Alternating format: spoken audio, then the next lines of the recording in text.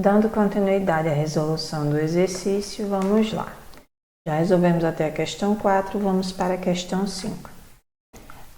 A uma dada temperatura, 2 mols de H2 e 1,5 mols de I2, observe que no início da questão já está diferente o enunciado.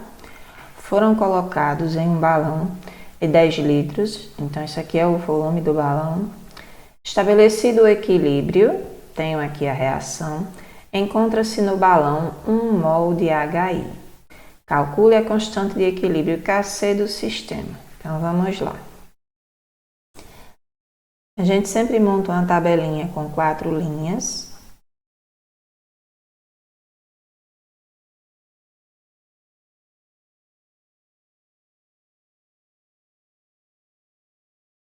Então, vamos lá. A reação, onde eu tenho H2 mais I2 produzindo 2HI. Não vai ficar bonita a tabela, mas vamos lá.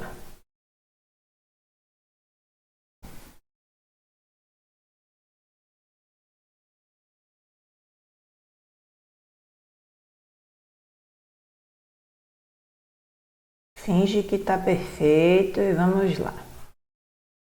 Então, vamos lá. Voltando para a questão. Na primeira linha, eu coloco o que eu tenho no início da reação. Então, a uma dada temperatura, eu tenho 2 mol de H2. H2 não está aqui? Então, eu coloco 2 mols aqui. E 1,5 mol de I2. Então, 1,5, ele fica aqui. Foram colocados em um balão de 10 litros, que é o volume. Estabelecido o equilíbrio. Então, observe, no início da reação eu não tinha quantidade de produto. Então, o que eu coloco aqui? 0. Quando foi estabelecido o equilíbrio, aí tenho aqui a reação, encontra-se no balão 1 mol de HI. Quem é o HI? Essa substância aqui. Então, quando foi estabelecido o equilíbrio químico, eu tinha no balão 1 mol de HI. Então, eu coloco na segunda e na terceira linha. Por quê? Porque na segunda linha eu vou colocar os valores que foi produzido e o que foi consumido. Produzido é do produto, consumido dos reagentes. Como é que eu vou determinar o valor que eu vou colocar aqui e aqui? Na segunda linha, regrinha de 3. Observe que eu vou pegar as informações na reação balanceada do I2, que é o que eu vou determinar, e do HI. Então, eu tirei isso aqui da equação balanceada.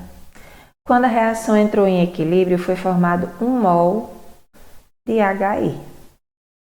Então, quanto de I2 foi necessário para essa produção aqui? Eu faço a regrinha de 3. Multiplica-se meio pelos extremos. A seta que saiu de x chegou em 2. E a seta que saiu de 1 aqui, que não tem nenhum valor, considera-se 1, chegou em 1. Então, eu tenho que x vai ser igual a 1 vezes 1, que vai dar quanto? 1. O 2 que está sendo multiplicado por x, quando eu passo para o outro lado, eu passo dividindo. Então, eu encontrei o valor aqui, 0,5 mols. Então, essa foi a quantidade que foi utilizada do I2 para produzir 1 mol de HI. Agora, eu vou determinar o valor também do H2. Se vocês observar como os coeficientes são iguais, vai dar também o mesmo valor. Mas vamos provar isso. Então, o H2 eu tirei da reação balanceada do mesmo modo que o 2HI. Foi produzido 1 mol de HI e vai ser necessário quanto de H2 para produzir essa quantidade? Regrinha de 3. Multiplica-se meio pelos extremos. A seta que saiu de x chegou em 2 e a seta que saiu de 1 aqui, já que não tem nenhum valor, fica subentendido 1, chegou em 1 também. X é o que eu quero saber, eu isolo, então x vai ser igual a 1 vezes 1, que vai dar 1. O 2 que está sendo multiplicado por x, quando eu passo para o outro lado, eu passo dividindo. Então, eu tenho que x vai ser igual a meio também, porque 1 dividido para 2 vai dar igual a 0,5. Aí, observe, isso foi a segunda linha. O que foi consumido dos reagentes e o que foi produzido do produto. Na terceira linha, o que eu coloco? Eu vou fazer a subtração e saber quais são os valores das concentrações que permanecem no equilíbrio. Então, no reagente, eu faço uma subtração. Então, eu tenho que 2 mol menos meio mol vai dar 1,5. Aqui eu tenho 1,5. Quando eu tiro 0,5, fica 1 mol. Já aqui, no produto, eu somo. Eu tinha 0 no início, foi formado 1 mol, por isso que aqui permanece 1 mol. Porque é o que foi produzido, é o que eu tenho, a quantidade de produto que eu tenho quando a reação entrou em equilíbrio. Na quarta linha, o que eu faço? Eu pego a concentração, no caso aqui é 1,5, e vou dividir pelo volume do recipiente, que no caso aqui é quanto? 10 litros. Isso vai dar quanto? Vamos lá. 1,5 dividido para 10. Aqui eu tenho uma casa após a vírgula, aqui eu não tenho nenhuma. Então, primeiro passo, igualar o número de casas após a vírgula. Coloco vírgula, 0. Agora eu tenho uma casa após a vírgula, uma casa após a vírgula. Cancelo ela, ficou 15 dividido para 100. Como 15 é menor, não dá para dividir, coloca-se um 0 aqui e a vírgula. Para facilitar o meu cálculo, vou cancelar esse 0 aqui, esse aqui. Ficou 15 dividido para 10, que vai dar quanto? 1. 1 vezes 10, 10. Sobrou 5. Dá para dividir para 10? Não, coloco 0. 50 dividido para 10 vai dar 5. Então, 5 vezes 10 vai dar 50. Então, eu tenho que a concentração aqui vai ser quanto? 0,15 mols por litro. Ok? Já aqui vai ser 1 dividido para 10. Eu não vou fazer a divisão, vocês podem fazer com calma aí, mas vai dar o valor 0,1 mol por litro. E aqui eu também tenho 1 dividido para 10, que também vai dar o valor 0,1 mol por litro.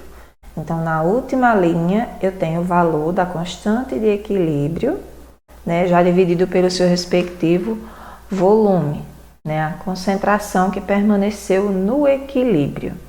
Falta determinar a constante, né, que é esses valores que a gente encontrou aqui, que a gente vai determinar o valor da constante. Como todas as substâncias, a gente observa aqui na reação estão no estado gasoso, então todas vão ser utilizadas. Lembrando que a constante de equilíbrio em relação à concentração em quantidade de matéria sempre será produto dividido pelo reagente. Então, o produto é quem? HI. Qual é o coeficiente do HI? É 2, então elevado a 2. Sobre quem é o reagente? H2, então eu coloco H2. Qual é o seu coeficiente? É 1. Eu posso colocar e posso não colocar. Vezes, qual é o outro reagente? O I2. Elevado ao seu respectivo coeficiente, não tem nenhum valor, então subtende-se 1. Aí aqui agora é só substituir os valores. Concentração de HI é 0,1 ao quadrado sobre concentração de H2 é 0,15 elevado a 1, então vai dar ele mesmo. E a concentração de I2 também é 0,1.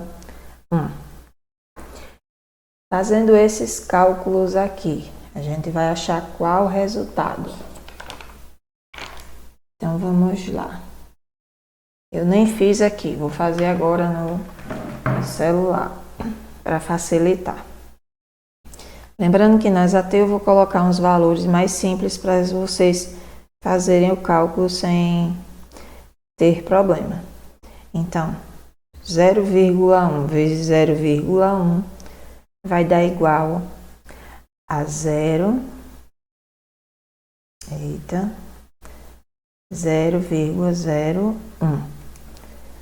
E 0,15 vezes 0,1 vai dar igual a 0,015. Fazendo essa divisão, vou achar qual o valor. 0,01 dividido para 0,015 vai dar o valor de 0,66. Aí eu arredondo aqui 7, porque ele é infinito, ok? Então, o valor da constante de equilíbrio, no caso para essa questão aqui, deu 0,667. Questão 6. Agora a gente não está falando mais sobre equilíbrio químico, a gente está falando sobre propriedades coligativas. Então, qual das soluções e solvente apresentados a seguir apresenta maior ponto de ebulição? Quando a gente fala de ponto de ebulição, a gente está falando da ebulioscopia. E a gente viu que em propriedades coligativas, quanto maior a quantidade de partículas, maior vai ser a alteração na propriedade coligativa. Então, quanto mais partículas eu tiver, maior vai ser o ponto de ebulição. Então, comparando a água pura a uma solução de glicose, quem vai ter o maior ponto de ebulição vai ser a glicose, porque a água pura, né, ela pura, a nível do mar, a pressão de uma atmosfera, seu ponto de ebulição é 100. Mas quando eu adiciono qualquer quantidade de glicose ou de sal, sacarose, seja lá o que for, vai ser uma temperatura maior do que 100. Então, não pode ser a letra A. Comparando agora a letra B e C, glicose e sacarose. Aqui eu tenho um monossacarídeo e aqui um disacarídeo, tipos de açúcar, certo? A glicose e a sacarose são compostos covalentes. Então, eles não ionizam, porque são formados por meio de ligações covalentes. Já aqui do outro lado, eu tenho o NaCl, que é o nosso sal de cozinha. Então, ele é um composto formado por meio de ligação iônica. Quando eu dissolvo ele em água, eu gero dois íons. Tenho o Cl- e o Na+. Então, observe que aqui eu vou ter duas partículas, diferente da glicose e da sacarose. Elas não se separam, não geram-se partículas, né? Eu só dissolvo na água, né? Separando as moléculas de glicose e as moléculas de sacarose. Já no sal, não. Aqui eu tenho uma substância iônica que, quando dissolvida, forma-se íons, né? Separa-se os íons, já que é uma ligação iônica, então quando ela é formada já tem os íons. E quando eu dissolvo, eu separo esses íons, que passa a ser agora duas partículas. E se eu comparar com a substância de baixo, ela também é uma substância iônica. É formada por metal e ametal. Só que aqui eu tenho dois átomos de cloro. Então, observe que aqui eu vou ter, ó, aqui eu tenho duas partículas quando é dissolvido. Aí aqui eu vou ter quantas? 3. Então aqui o número de partículas é maior, porque eu tenho dois átomos de cloro e um de magnésio. A concentração é a mesma? É. Só que na letra E eu tenho mais partículas. Então o maior ponto de ebulição vai ser na letra E, devido à questão da quantidade de partículas. A adição de 150 gramas de sacarose a 1 litro de água pura fará com que sua pressão de vapor diminua? Correto, porque se eu tenho dois copos, um com água pura e um com água e açúcar, qual é o que vai evaporar mais rápido? A água pura, porque eu não tenho ali um soluto não volátil, que vai dificultar a passagem do solvente para o estado gasoso. Então, quando eu adiciono sacarose, que é açúcar, a 1 litro de água, fará com que a pressão de vapor diminua. Então, a alternativa correta é a letra A. Ele está falando aqui da propriedade chamada tonoscopia. É a pressão, é a baixa da pressão máxima de vapor. Quando eu adiciono um soluto não volátil, que no caso é a sacarose, a um solvente. Então, eu abaixei sua pressão de vapor. É a propriedade da tonoscopia. As outras duas propriedades que a gente viu em propriedades coligativas foi a crioscopia, que é quando eu abaixo o ponto de fusão quando eu adiciono um soluto não volátil, né? Então, observe, eu até dei na sala o exemplo do dudu. Se você faz um dudu com bastante açúcar, ele vai congelar? Vai, só que vai levar bem mais tempo.